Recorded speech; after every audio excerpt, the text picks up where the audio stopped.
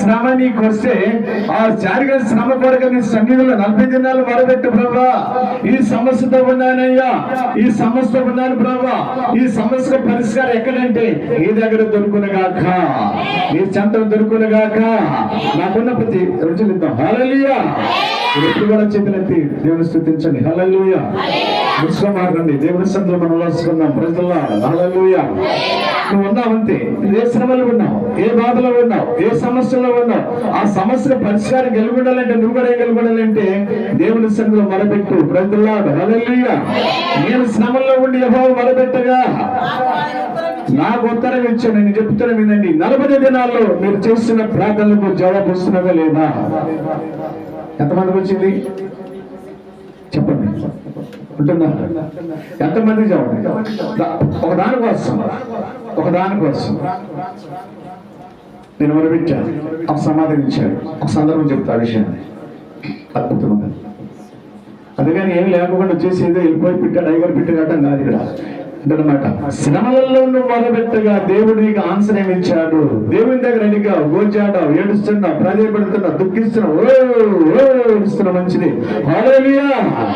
దానికి ప్రతిఫల రిజల్ట్ ఏమొచ్చినది? వచ్చిందా? ఒక దర్శనం వచ్చిందా? ఒక వాక్యం ద్వారా మాట్లాడాడు దేవుడు ఏమన్నా? కళ ద్వారా మాట్లాడాడేమన్నా? స్వరం ద్వారా మాట్లాడాడు ఎస్సయ్యా. దేవుని సేవకుడు ఎప్పుడు మాట్లాడుతున్నాడు? దేవుని సేవకుడికి ఇంటికి వచ్చినట్టు ఎవరు వచ్చినట్టు? దేవుడు వచ్చినట్టు. హల్లెలూయా. అదొకటి అన్నమాట. దేవుడు దాసుల ద్వారా మాట్లాడతాడు. రెండవది ఏంటంటే వాక్యం ద్వారా మాట్లాడతాడు. హల్లెలూయా. దర్శనం ద్వారా మాట్లాడతాడు. హల్లెలూయా. వాక్యం ద్వారా మాట్లాడతాడు. హల్లెలూయా. ఈ 40 దినాల్లో ప్రభువుని ప్రేమించాలి, దర్శనాలు పొందాలి. చెప్తున్నా, వన్స్ అగైన్ రిపీట్, చాలా చెప్తున్నా, దర్శనము చాలా ప్రాముఖ్యమైనది. అందుకోసం ఇక్కడ భక్తులు మాట్లాడుతున్నాడు.